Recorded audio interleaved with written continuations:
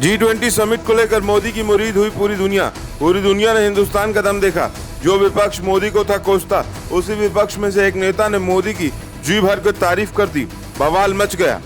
राहुल विदेश में जाकर भारत की छवि करते हैं खराब, देश को लेकर उठाते हैं सवाल। इंडिया अलायंस के इस नेता ने अब राहुल गांधी की टेंशन बहुत ज्यादा बढ़ा दी है।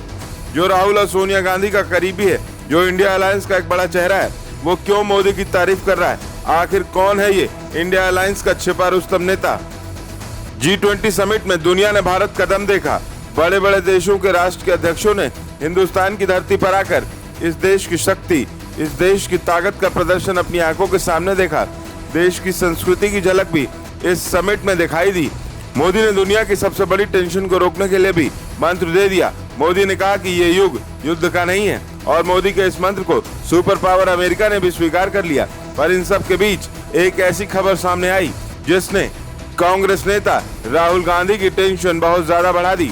G20 समिट खत्म होते ही इंडिया अलायंस के ही एक बड़े चेहरे ने मोदी की, भारत की तारीफ कर दी। आखिर कौन है वो नेता?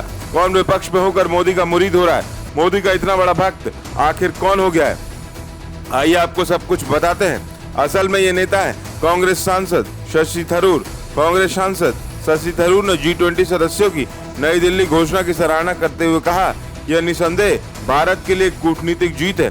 एक न्यूज एजेंसी को दिए इंटरव्यू में शशि थरूर ने कहा ये एक अच्छी उपलब्धि है, क्योंकि G20 समिट से पहले ऐसी उम्मीद नहीं थी कि कोई समझौता नहीं होगा, इसलिए संयुक्त बयान जारी करना संभव नहीं हो सकता।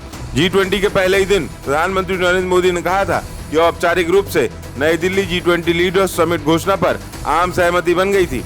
थरूर ने नई दिल्ली घोषणा पर सभी सदस्य देशों को आम सहमति पर लाने के लिए भारत की बहुत सराहना की। G20 में कई देश यूक्रेन युद्ध को लेकर रूस की निंदा करना चाहते थे, तो वहीं रूस और चीन इस विषय का उल्लेख नहीं करना चाहते थे। थरूर ने कहा कि भारत इस अंतर को पाटने का फॉर्मूला ढूंढने में सक्षम रहा और यह एक कूटनीतिक उपलब्धि है, क्योंकि बिना साझा बयान के कोई शिखर सम्मेलन होता है तो इसे हमेशा उस देश के लिए झटका माना जाता है जो इसकी अध्यक्षता कर रहा होता है। पर भारत ने ऐसा नहीं किया। भारत ने नई दिल्ली डिक्लेरेशन पर सर्वसम्मति हासिल कर ली।